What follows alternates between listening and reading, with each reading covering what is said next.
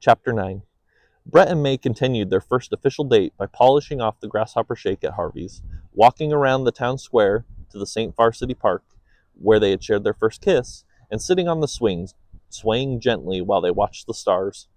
St. Farr was located far away from all big and mid-sized cities in the state of Texas. So on a clear night, you could see millions of stars and specks of the Milky Way's ethereal arms. Brett and May took it all in silently, holding hands while sitting on the old swings. The sound system lining the tops of the buildings of the town square quietly played Summer Girls by LFO, courtesy of KOBO, St. Farr's only radio station. Time moved quickly, and when Brett took a look at his watch for the first time since school, he noticed that curfew was quickly approaching. He and May made a short walk from his home in Old Town, or to his home in Old Town, where he begged his mom to let him use the family minivan to drive May home. His mom reluctantly agreed. The drive to May's home in the outskirts went too quickly.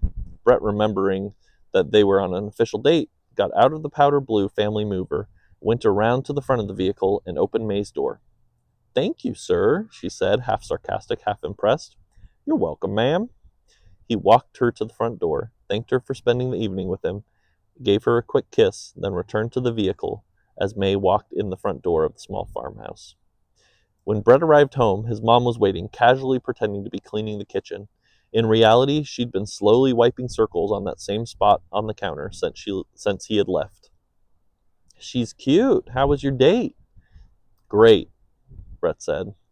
But that didn't really cover it. Amazing, fantastic, perfect. No word could really encapsulate how he had felt about the first official date with May.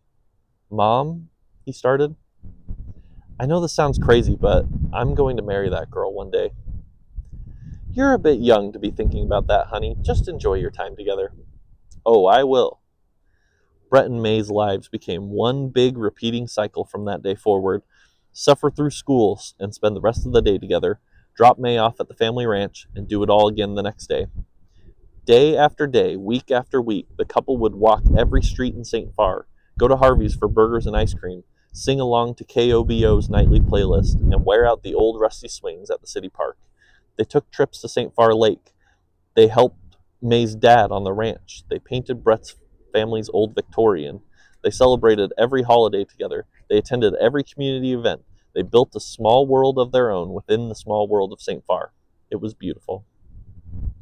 Fall passed, then winter. Spring sped by, and as summer started to wake from its slumber and stretch its arms, the couple graduated high school.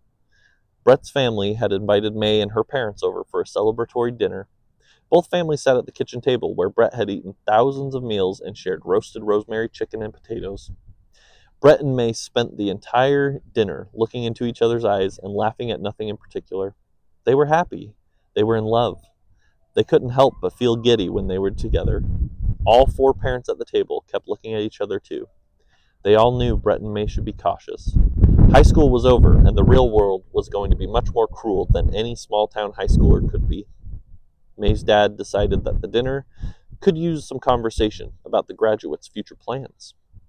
"So, Brett, what are you going to do now that you don't have school?"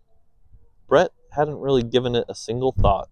He just figured he would continue the cycle of bliss that he and May had been riding since they started back in August. Except now they wouldn't have to deal with the school bit. I guess I'll get a job. Maybe go to college. I don't really know yet." An honest answer, but one that gave May's parents some concern. "Have you been accepted anywhere yet?" "I haven't really started applying yet." "You better get on that if you want any hope of getting into a good school." Brett had just finished school. He was not ready to start thinking about starting another education program already. It'd been less than 24 hours since he escaped the last one. "May's going." That was news to Brett. "You are?" "Yes, to UT." May's mom joined the conversation, clearly very proud and excited for her daughter. "May got a full scholarship for academics to UT. She's going to be a doctor." May started to feel the pressure rise at the dinner table.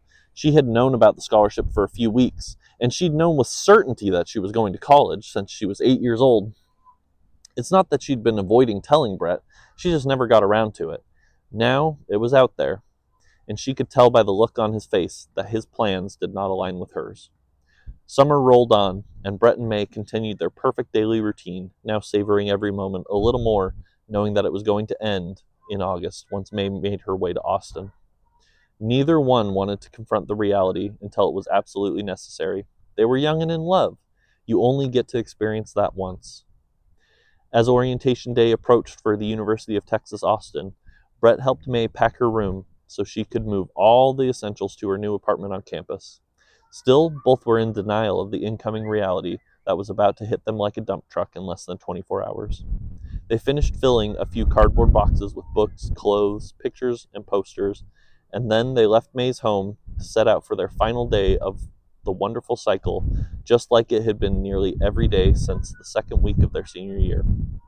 Grasshopper Shake at Harvey's, stroll around the town square, ending the night in the park. The couple sat on their usual swings, Brett on the left, May on the right, holding hands, but this time they were still. No swaying, no playfully playing with one another's fingers, just sitting together in silence. Brett felt a slight trembling in May's arm. He turned to look at her and noticed her eyes were full of tears, the surface tension somehow holding what looked like a teaspoon worth of moisture in each corner. Brett, she started carefully, I think we need to break up. Brett knew it was coming, but there was no way he could have prepared for the pain that immediately filled his chest. He exhaled as if the words had literally hit him in the stomach. He couldn't look at her, it was too painful. He faced forward and put his head in his hands and cried. May, unable to hold back tears any longer, did the same.